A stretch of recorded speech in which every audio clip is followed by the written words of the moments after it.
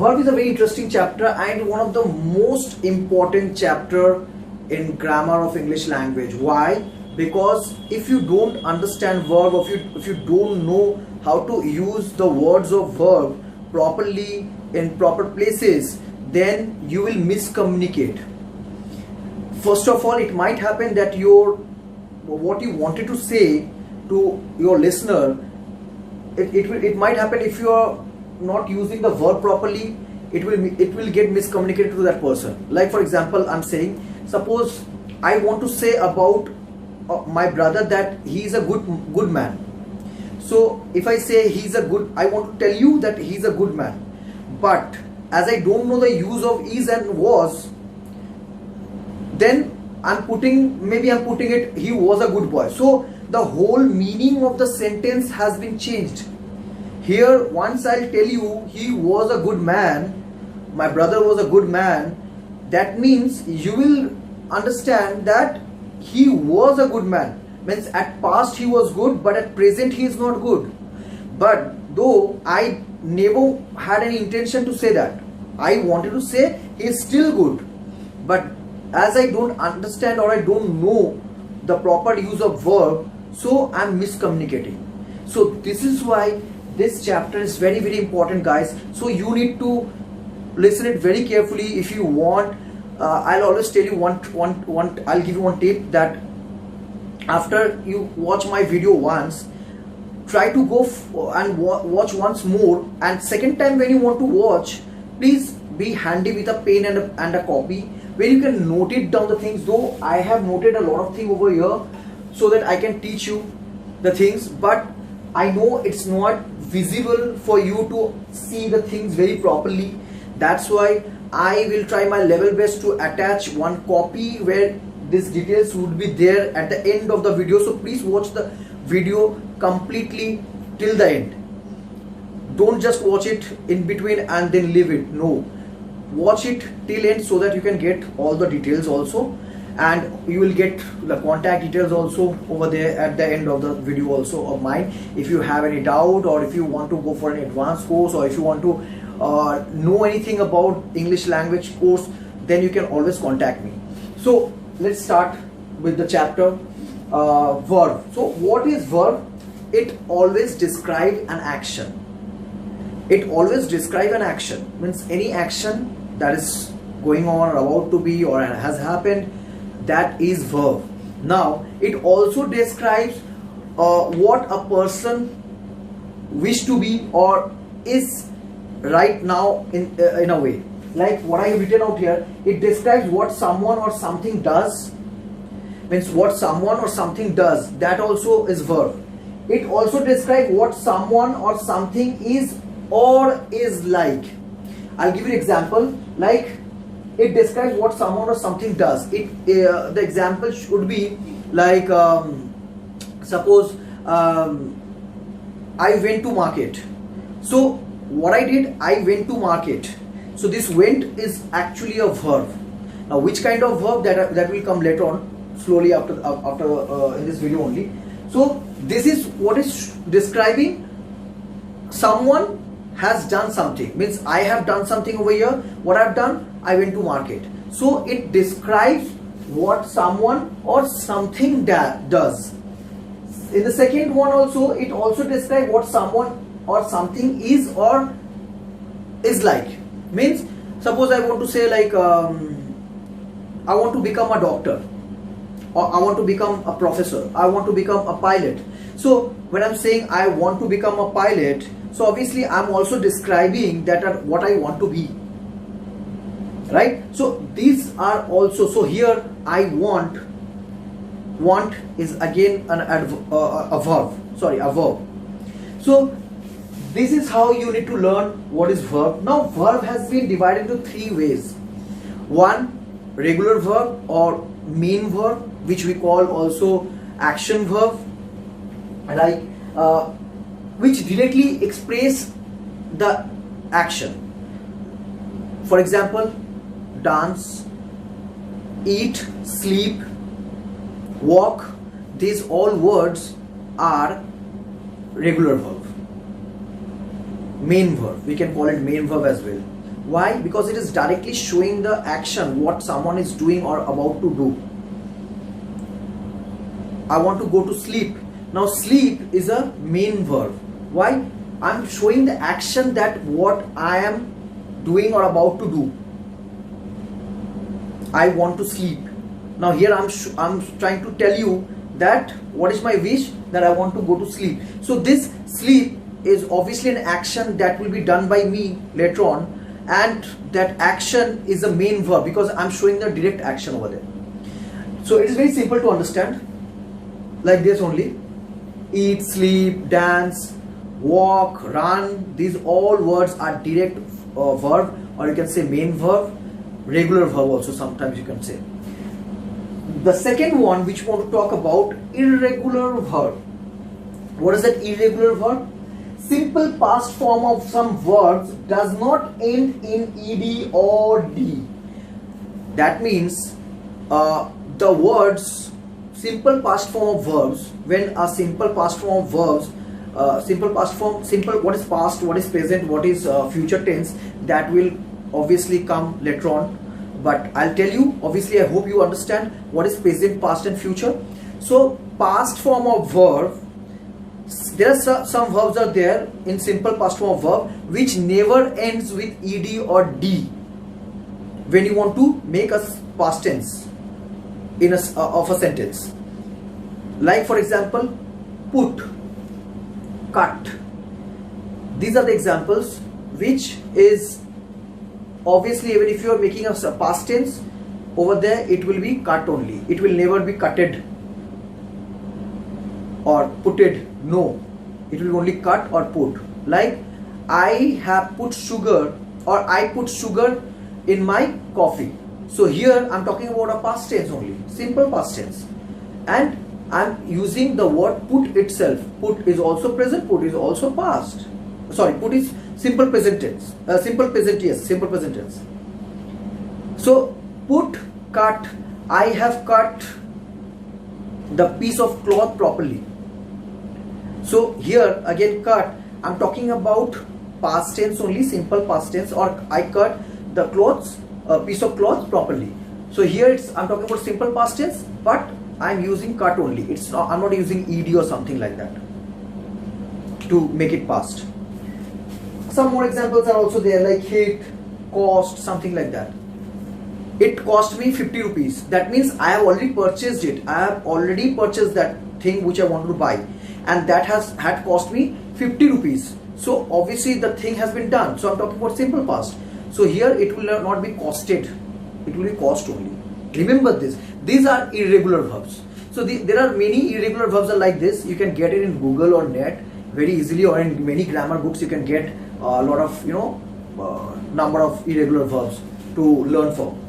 So I'm just giving you an idea, because it's not possible in a video to put everything on board. That's not possible because it will be very lengthy, and you will also not able to learn properly. I need to make it crisp and short and also to the point, so that you can understand what exactly I want to convey to you, and how those things will be beneficial in your spoken English mainly. It will obviously help you in writing English skill also, but spoken English, as my motto is to, I told you that my motto is to make you speak in English, and I want you to understand this language for the people who really don't understand it.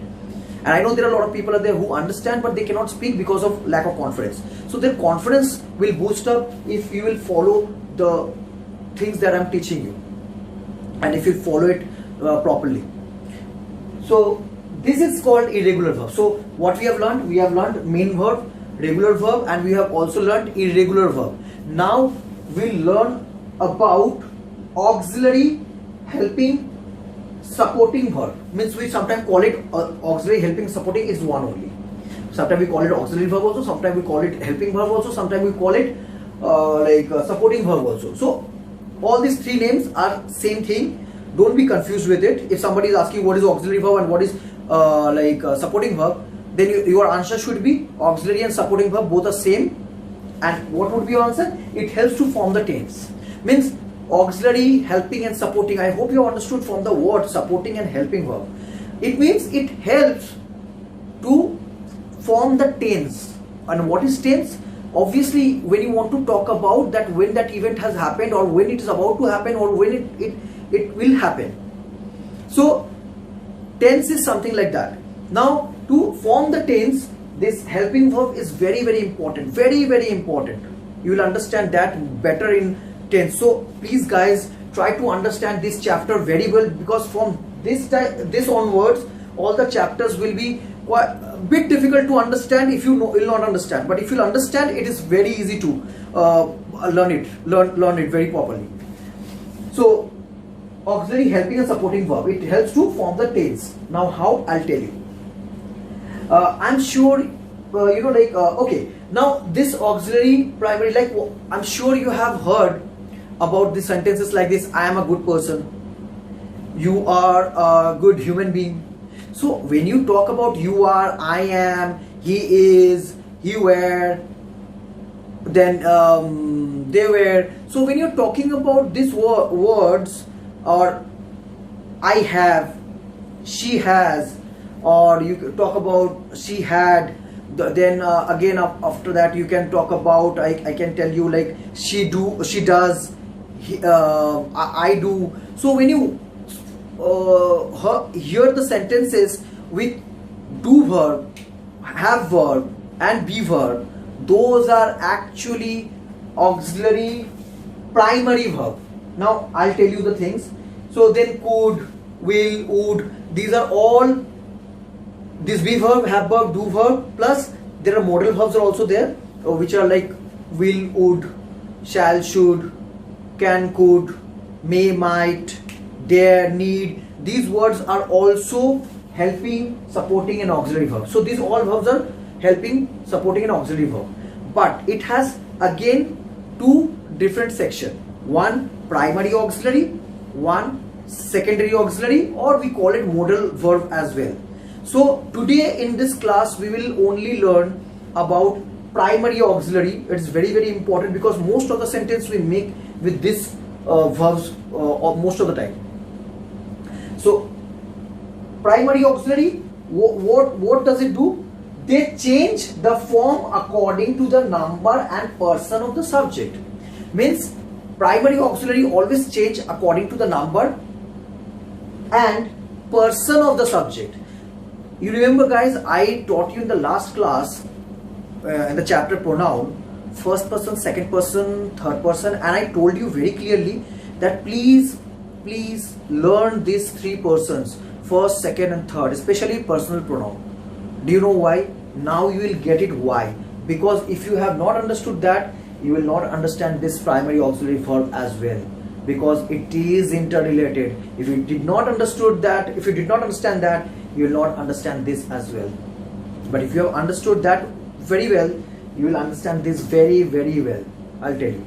So it changed the form according to the number and the person of the subject. That means okay, now there are three kind of verbs are there again in primary auxiliary. What are those? Be verb, have verb, do verb.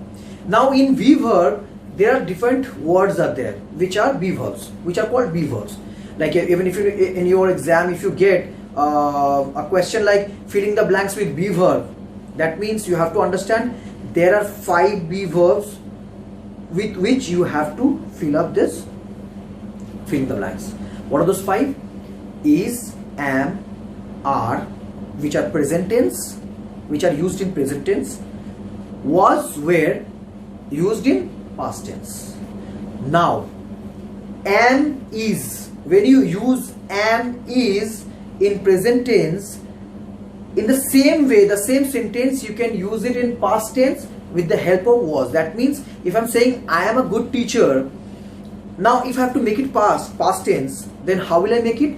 I was a good teacher. So instead of for am, was will be the past tense, and for is also was will be the past tense. So am, is, these two words are used in present tense. The same sentences you can use it in the past tense, just you have to change am, is, and you have to put was. Clear? Same thing are is used in the present tense. Again, if you want to change the same sentence in the past tense, only you have to remove are and you have to put where. It will be past tense. Now, where to use these words, how to understand and where, how to put it. Like I have seen people making mistake like she do the work, he do the work, I were doing the work. So these are mistakes, these are blunder, guys.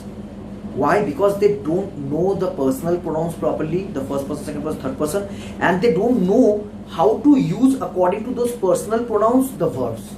This be verb, have verb, do verb. How to use it. So it is a formula that you have to keep it in mind. I'll tell you in a very simple and short way, which is very easy to understand. If you want to write it down, you can write it down. But please, as I told you, always try to for the first time, try to listen what I'm explaining. You can watch this video again and again. You can just add it in your playlist and you can watch it again and again. No problem with that. So from second time or third time onwards, you can simply write it down if you think that something is very important and you should write those things down. So I have already make you understood that how to use am, is, are, where to use it in present tense, and past tense was and where. For am and is, was will be used in the past tense.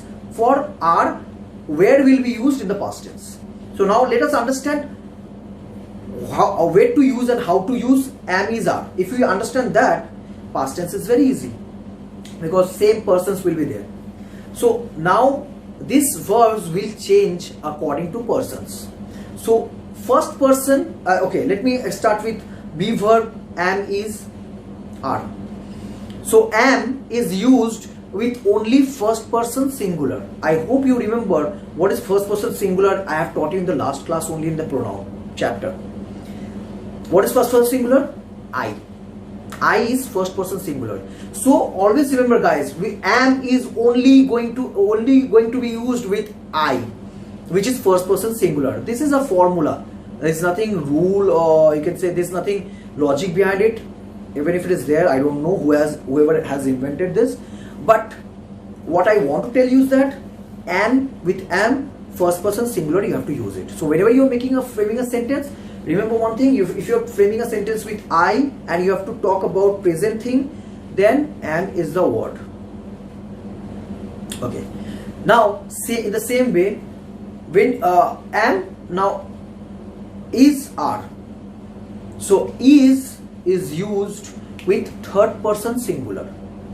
What are the third person singular words? He, she, it, and any noun. Like for example, if I have to use is in present tense, simple present tense, I can use with a noun also. Like Rohit plays football very well. So here plays, P-L-A-Y-S, plays is, I am adding it because I want to show it is a singular. It is a singular verb, which is third person singular, because Rohit is a third person singular. Like the way he, she, it is a third person singular. Any name, any one single name is third person singular. So he, she, it, and any name, one singular name, that is noun. If you want to use, it will be used only with is, not with are, guys. So from now onwards, I'm sure you are not going to make this mistake. You will never use he, are, she, are, it, are. You will never, and this sentence will not be grammatically correct if you are making with it, are, she, are, he, are. No. Rohit, are. No. Wrong sentence. So always remember, with third person singular, is the form. Now if you want to change in the past tense, say all things will be same, only you have to change was. Like if you're saying it is my book, so is why it is coming after it, because as per the rule, it is a third person singular, and with third person singular is going to come only. So I hope I have made it clear. He is a good man, you always say, or you have used a lot of sentences like this. He is a good person, he is a good friend of mine. So when you're saying he is, why not he, are? Because as per the rule, with third person singular, you're going to use only he, she, it, or any name. So this is clear. Now guys, how will you remember that where to use it what? So there were only 4 things are there. I hope you remember: first person singular, first person plural, second person singular, second person plural, third person singular, third person plural. Now these 6 things are there. So obviously out of the 6 things, 2 things are already used. One is with am, one is with is. Third person singular is used with is, first person singular is used with am. So what is left? First person plural, which is we. Second person singular and plural both is left, which is you. And third person singular is already used, so third person plural is left, which is they. That means we, you and they, these 3 words are going to used with are only. That's why we say we are good friends. We never say we is good friends. We say we are good friends. Why?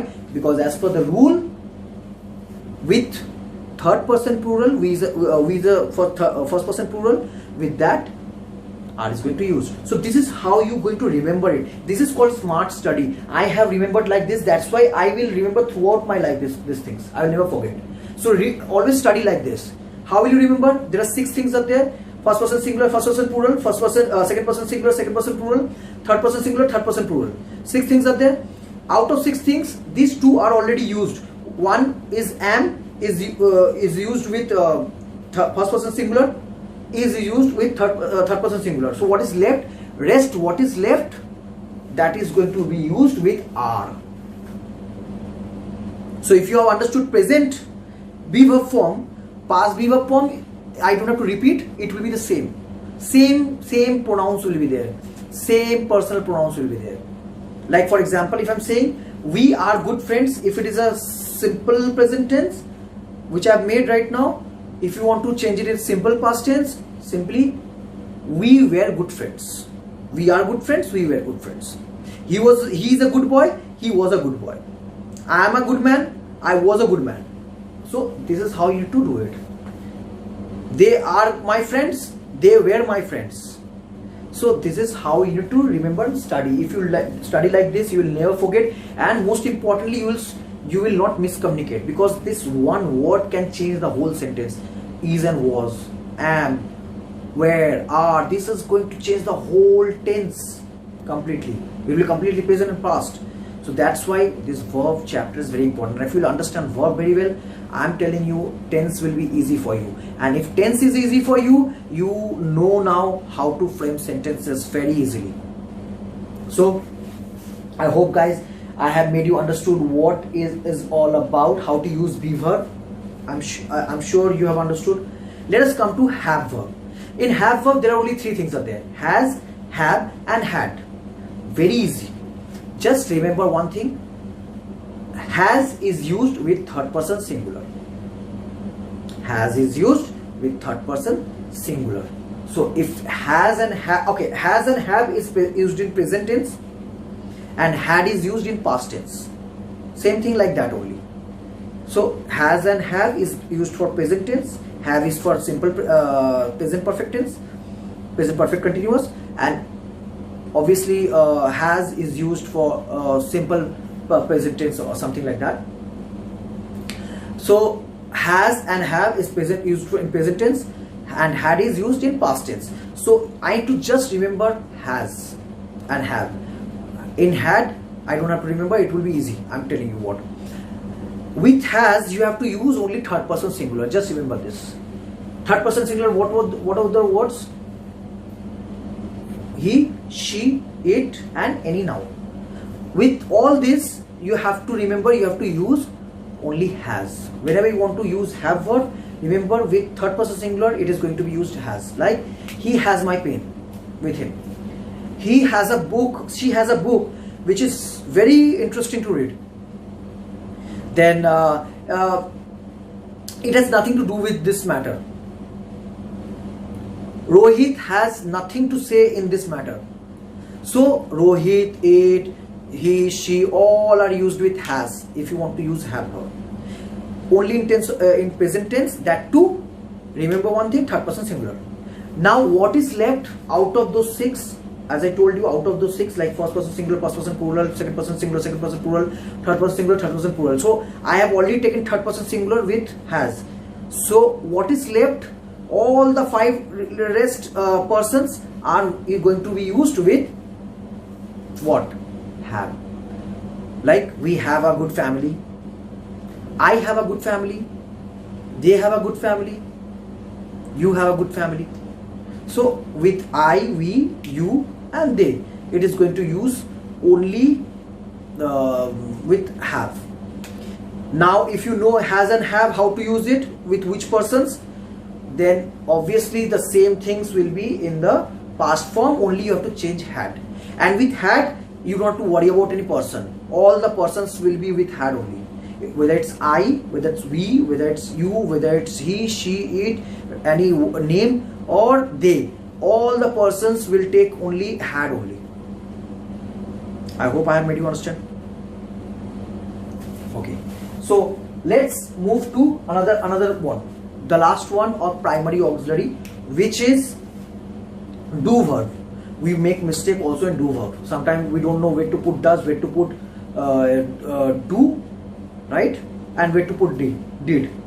So obviously did is the past form. I hope you have understood by this form or two examples of be verb and have verb. So same thing, like guys, you just remember do and does, where to use it. Do and does is used in the present tense, and did is used in the past tense of for both of them. For do also past tense is did, for does also past tense is did. Like in previous one also I told you, for has also past tense is had, for have also past tense is had. Same thing for do also did, for does also did, past tense. So we need to only learn what is did and what is does, means where to use it. Remember guys, with does you have to use only third person singular. Again same thing, same formula.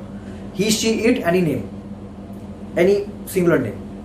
With that you have to use does. Like she does her work, he completes his work. Then I can say it does not do anything to me. Then Rohit does not go to play cricket. As simple as that. So with only third person singular you have to use does. So rest what is left, all the persons which are left are going to be used with do. Like first person singular, first person plural, I, we, do. I do my work very seriously. We have done the work very properly. Sorry, we do the work very properly. Then you do the work very properly. Same thing again, they do the work very properly.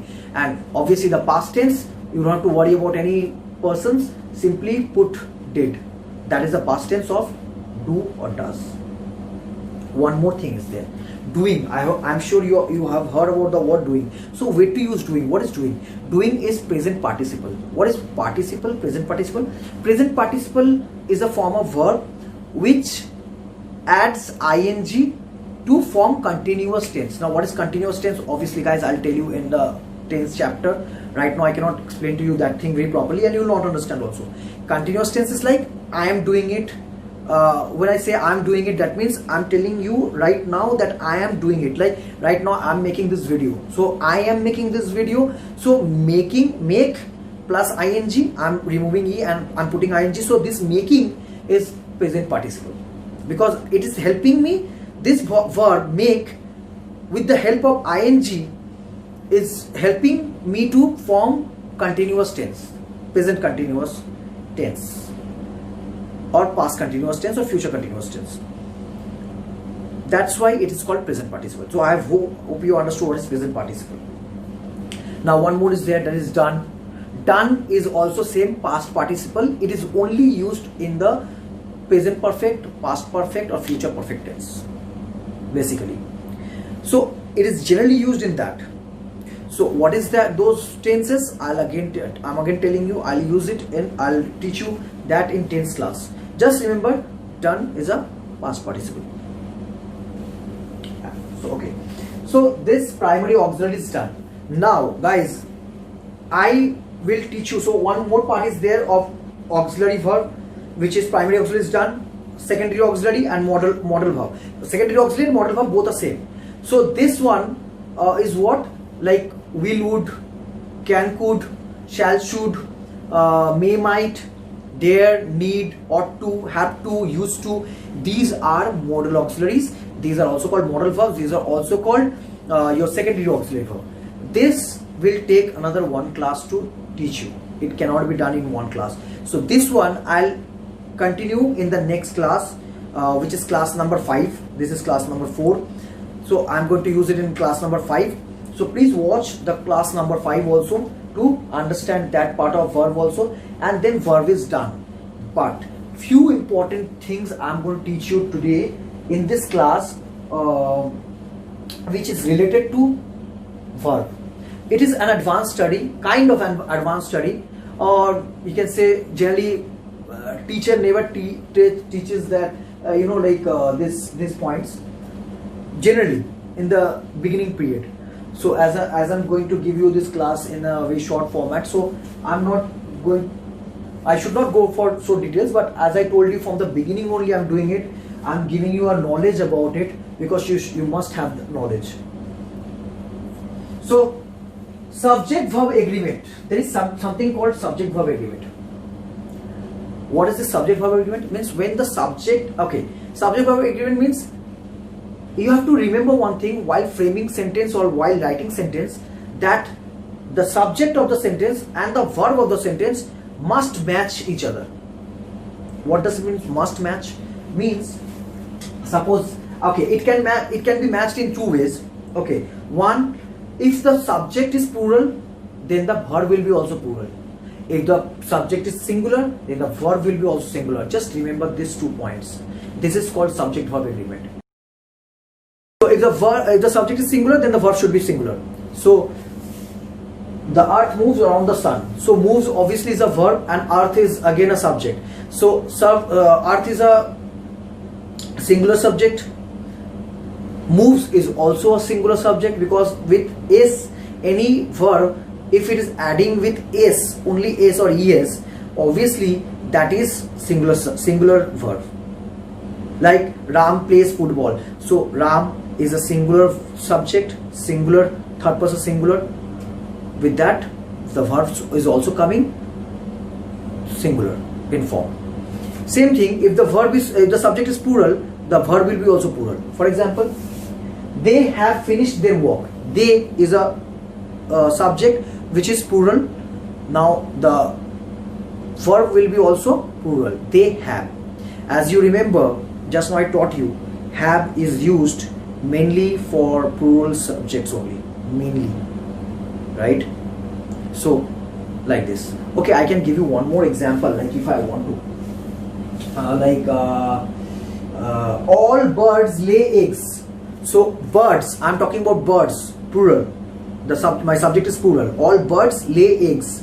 Now lay is obviously is a plural word, plural verb. I'm using it for plural subject. So you have to remember this. And this, what is this formula? This formula is that same formula. Birds is what?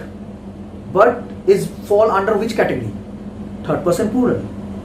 All birds, I'm talking about birds, so it is third person. I'm talking about someone that's third person, and the third person is what? Plural. So when third person is plural, what was the formula? The third person is plural, then you have to use the plural form of verb. Like are was used, right? Then if it is a have verb, then have is going to be used. So it's something like that. In the same way out here. I hope it is an advanced study. If you have not understood, guys, I hope you have understood, because this is very easy to understand and I made you understood that. But if you're a beginner of English language, I'm sure you will find it little bit difficult to understand. But slowly, the more times you will watch this video, try to watch 5, 6, 7, maybe 10 times this video again and again, because the more you will watch, the more you will learn. Let me tell you again and again, what we listen, it's a kind of perceiving things. We remember the things what we see, what we hear, mostly remember the things. These two organs are most vital organs through which we remember very easily. What we see, we don't forget very easily. What we hear, we don't forget very easily. So once if you have heard this video, watch this video again and again to get the idea about this. But before this, try to understand this, because this is more important than this. Obviously this is also important. In the same way, this is the same thing. What is there?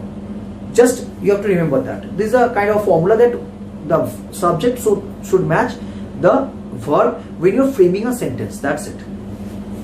Let me come to one more important point. There are some group nouns. You remember in the noun chapter I have taught you collective noun. Yes, collective noun. What was the collective noun? Means any word which shows a collection of something, a group of something, like committee. It shows that a committee is formed with the help of many members.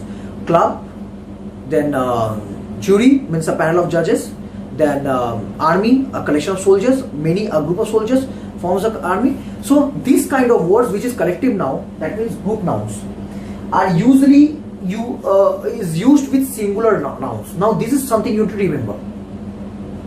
Yes, like whenever you are using a collective noun and you are about to frame a sentence, like suppose take an example of anything, army. Okay, if I take army, I have to remember one thing, that my verb should be singular in form as per the rule, because group nouns, collective nouns are usually singular verb, are used with singular verb. So like if I say like that, army helps us by protecting us. So army helps us. This helps is obviously third person singular form, right? Same thing. This is what I'm trying to tell you. More examples, like I have given some. Audience is laughing. Audience, obviously you might think audience, that means there are a lot of people. So a lot of people means it should be plural form of verb, right? Like are, you wanted to put are, but no. As per the rules, when you find any collective nouns are there, means group nouns, always put verb singular. Like audience is laughing, not are laughing. It should not be audience are laughing. Generally we tend to say that because it simply come into mind. The audience means many people, so plural form of subject, so plural form of verb. But no, audience is a single word. It is considered as single. It is a group name, obviously group noun, but it's considered single. That's why is. Our team, what you will say? Have won or has won? Obviously you have to say has won. Our team has won, not have won, because team is a singular word. Maybe I know it consists with a lot of players, a group of players consists a team, but team, collective noun, it will be used with singular verb. Our team has won. The band is playing. Obviously band means a group of singers together, that we call band. So band is collective noun, but it is used with singular verb only. The band is playing, not band are playing. Just remember this. These are certain important things I want to teach you for your knowledge. I'll tell you, if you study like this, English will be very easy for you. I'm telling you, because this is the way I have worked hard. Guys, I'll tell you one thing, that I have never found a good teacher in my life who will teach me in so details like the way I'm teaching you, because I know how much I had to struggle while learning this language. How much? Because it was not systematic. Obviously the teachers were there who taught me, I'm not denying that, but not in a proper order. Means this research what I have done, and before coming into and making a video, I am doing a research and I am putting it in order, so that you can understand, you can find relation with it. That's the reason I'm going one by one. First sentence, then noun, then pronoun. Why not? I started with verb, because I know if I will not teach you pronoun, you will not understand verb, because the most important part I'm going to miss it, that is persons. Are you getting my point? So I want you to learn in a systematic way. Teachers are a lot there who are going to teach you properly the things, but not in an organized manner, because I have met with a lot of teachers, I have studied from a lot of teachers. I'm not saying that teachers other teachers are not good, and I'm not considering myself as an expert. I'm not an expert, guys. I'm telling you, I have qualification in Master in Commerce, but still this is one of my favorite subject, and that's why I have put so much effort to learn this subject. Generally The people who are master in commerce or like MBA or from different commerce background or science background, they don't put so much effort to learn English language so much. They don't generally put it. But I have put, because I was not at all that good, because I thought that there were a lot of things that I used to lack. That's why I studied a lot of books. I have gone through a lot of grammar books, and from there I have accumulated all this knowledge. And that's the reason today I want to teach you, because I know how it feels when you don't understand and speak this language, guys. I know when you attend a party, when you attend when you hang out with your friends who speak very good English, and you sit just being dumb out there, like as if you don't know anything, but you want to say but you cannot say because of you're feeling bad about it, that you don't understand or speak this language very well. So I know how it feels, and I also know, because I've seen so many students in my life, whoever I've taught, okay, that they have faced this problem. They don't know this language, that's why they're somewhere not confident, even if they are very much knowledgeable, they are very wise, they are very intelligent, but just because they cannot speak this language properly, or not confident enough to speak this language properly, that's why they face problems in life. They don't even get a proper job. They're not considered very what will I say, like standard. If somebody doesn't know English, this is somehow it feels like, though it should not be like that. We should be proud of what language we speak, generally our mother tongue. But then again, this is an international language and you must know it, and I want you to know it. That is the reason I'm taking so much effort to make this video, and I'm coming over here so that I can teach you all the things in a compact and organized manner. That's the reason I'm telling you, if you don't understand this, any of my video, if you watch and if you feel that something you are not understanding it, keep watching the video again and again. Leave 1 or 2 days, then again watch it. Again leave 1 or 2 days, again watch it. In this way you will understand very easily. I know you will understand. Okay. The last thing which I want to teach you, that is gerund. What is gerund? Okay, this is nothing. There are some verbs are there. As I taught you right now, present participle. What is present participle? Any verb which forms with ing to make a continuous tense, that is called present participle. Same thing is here. Any verb which forms with ing is gerund but is not present participle. In what way? I'll tell you that.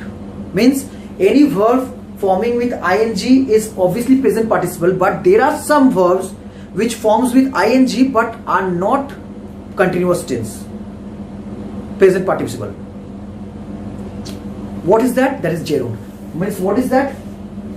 Like if I say he loves dancing and singing, he loves dancing and singing. Here dancing and singing is coming as a noun, not as any verb with ing to form a continuous tense. So any verb with the help of ing forms a word as a noun and used as a noun, that's gerund.